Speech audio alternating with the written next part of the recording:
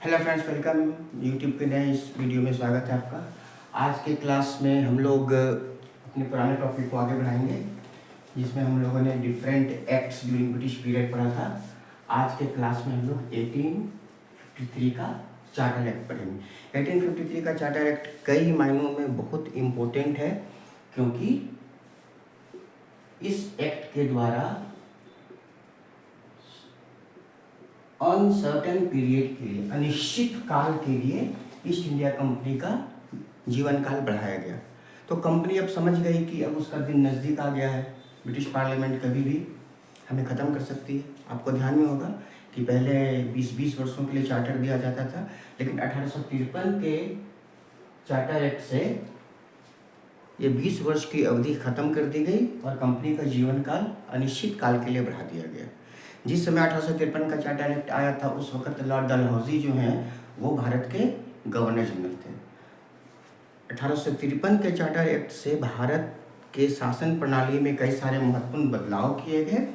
वो आपको एसएससी के एग्जामिनेशन में अगर सीजीएल वगैरह का मेंस लिख रहे हैं तो ये ऑप्शन एलिमिनेट करने के साथ साथ ए सही है, बी सही है, सभी सही हैं, सभी गलत हैं, ऐसा क्वेश्चन आता है। तो क्या क्या इंपॉर्टेंट बदलाव हुए थे उसको हम देखते हैं।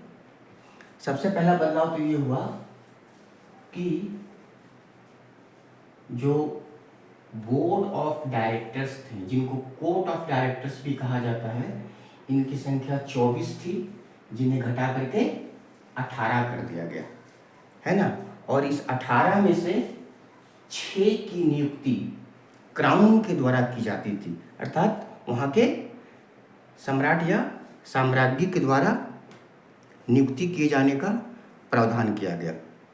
साथ ही साथ आपने ये पढ़ा होगा कि लॉर्ड डलहौजी की जो नीतियां हैं उसके कारण ब्रिटिश साम्राज्य का बहुत तेजी से विस्तार हुआ। आपने डॉक्ट्रिन ऑफ लैप्स पढ़ा होगा, जिसको हिंदी में व्यक्तिगत का सिद्धांत कहते हैं। तो ब्रिटिश साम्राज्य काफ़ी विशाल हो चुका था, तो इसी कारण से नए प्रांत बनाने की आवश्यकता महसूस होने लगी। तो इस एक्ट में कहा गया कि कोर्ट ऑफ डायरेक्टर्स जरूरत को देखते हुए ब्रिटिश इंडिया में नए प्रोविंस का गठन, नए प्रांतों का निर्माण कर सकते हैं। ठीक है, ये ध्यान में रखिएगा। और इसी के बाद से कई सारे नए नए प्रांत बनाए जाने लगे। ठीक है, अच्छा,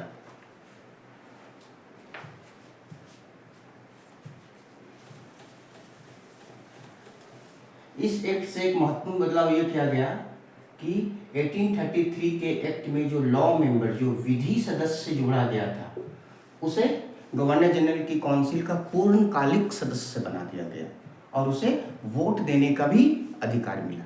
ये आप ध्यान में रखिएगा, ये बहुत ही कॉमन सा क्वेश्चन है कि किस एक्ट से जो लॉ मेंबर है वो पूर्णकालिक फुल टाइम मेंबर बना। हालांकि विधि सदस्य की जो नियुक्ति हुई थी वो 1833 के चार्टर एक्ट से हुई थी, लेकिन दैट टाइम, उस वक्त वो पूर्ण सदस्य नहीं थे, लेकिन 1853 के चार्टर एक्ट से वो पूर्ण सदस्य बनाए गए और साथ के साथ उन्हें वोट देने का भी अधिकार दिया गया।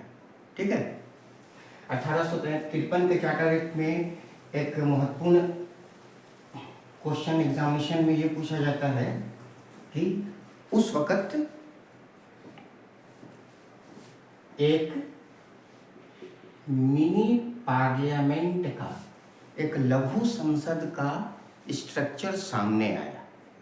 और ये आप अगर प्रीवियस एग्जाम्स का क्वेश्चन बना रहे हैं एसएससी का, तो उसमें आपको एक क्वेश्चन देखने को मिलेगा, है ना। तो जो लॉ मेकिंग बॉडी थी, लॉ मेकिंग बॉडी पहले कौन होती थी? गवर्नर जनरल की काउंसिल होती थी, जिसमें 4 सदस्य थे। अब क्या हुआ कि एक लेजिस्लेटिव काउंसिल का स्ट्रक्चर बनाया गया, जिसमें 6 सदस्य होते थे। अभी 6 सदस्य कौन कौन थे?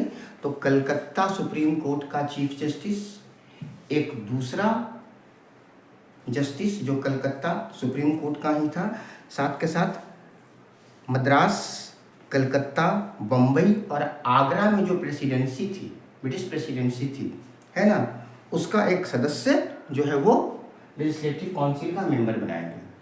तो ऐसा क्वेश्चन पूछ देता है कि भारत में मिनी संसद का, छोटे संसद का पहला स्वरूप कब प्रकट हुआ? तो 1853 के चार्टर एक्ट से वो छोटा सा स्वरूप प्रकट हुआ, जो फिर आगे बढ़ करके काफ़ी विशाल होता गया। ठीक है। अच्छा, अब आपको ये ध्यान में रखना है कि 1853 के चार्टर एक्ट में जितने भी प्रावधान हैं वो सारे पॉलिटिकल प्रावधान होंगे। क्यों? क्योंकि व्यापार से रिलेटेड जो प्रावधान हैं वो 1833 के चार्टर एक्ट से ही खत्म कर दिए गए थे, है ना। 1833 के चार्टर एक्ट में ही कंपनी पूरी तरह से एक पॉलिटिकल ऑर्गेनाइजेशन बन गई थी। इसीलिए 1853 के चार्टर एक्ट में व्यापार से संबंधित कुछ भी नहीं बतलाया गया है।